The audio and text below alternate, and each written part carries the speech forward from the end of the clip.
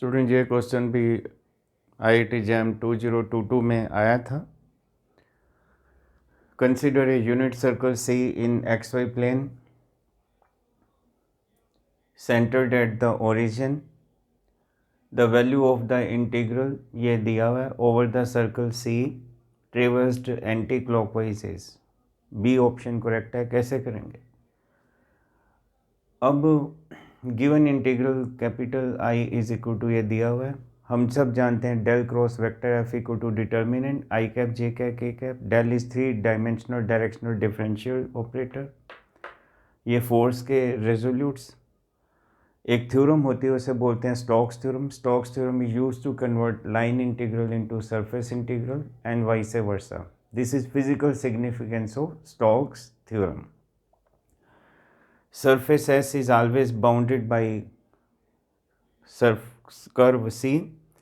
So closed line integral of given vector F is equal to surface integral of curl of that vector F.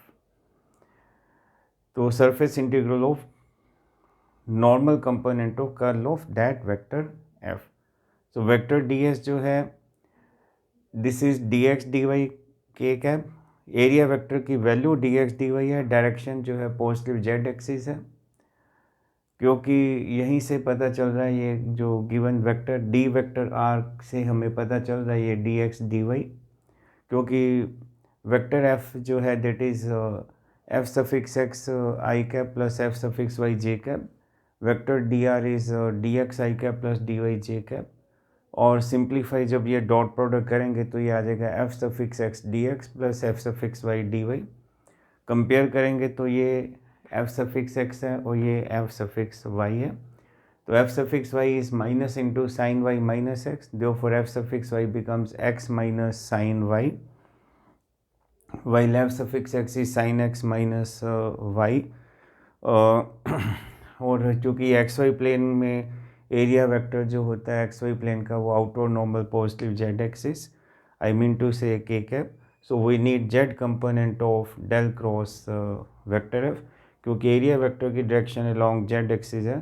So del cross vector F be हमें Z component की ज़रूरत है। तो cos ये dot product में cos zero हो जाएगा, दोनों की डायरेक्शन जेड एक्सिस के लोग। So therefore del cross vector F suffix Z जो है Z F del cross vector F का जेड कंपोनेंट कैसे आएगा? Curly curly X acting on F suffix Y minus curly curly Y acting on F suffix X. So ये partial derivative है।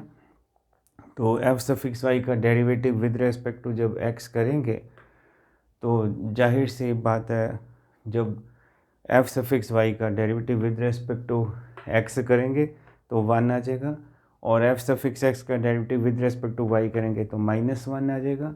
जब x के साथ डेरिवेटिव होता है तो वाई कांस्टेंट, जब वाई के साथ डेरिवेटिव होता है तो एक्स कांस्टेंट, तो ये 2 आ गया। Therefore given integral capital I which is equal to close line integral of vector F which is by Stokes theorem is surface integral of del cross vector f. So and you know del cross vector f you have just found z component is 2 and vector ds जो है वो dx dy, क्योंकि k cap dot k cap 1 आ जाएगा।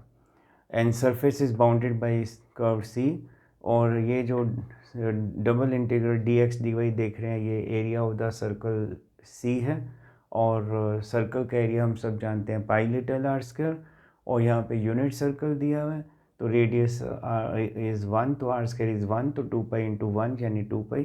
तो इसका answer मैंने justify किया।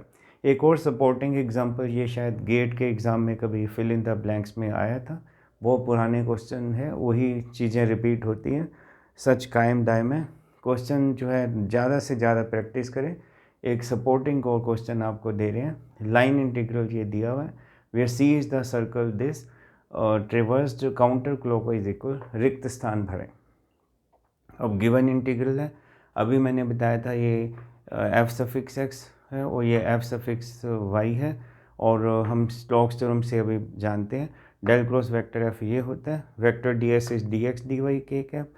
सो we need Z component of del cross vector F. तो एफ सफिक्स एक्स ये है, एफ सफिक्स वाई ये है, और del cross vector F suffix Z क्या आ जाएगा, curly curly X acting on F Y minus curly curly Y acting on F x.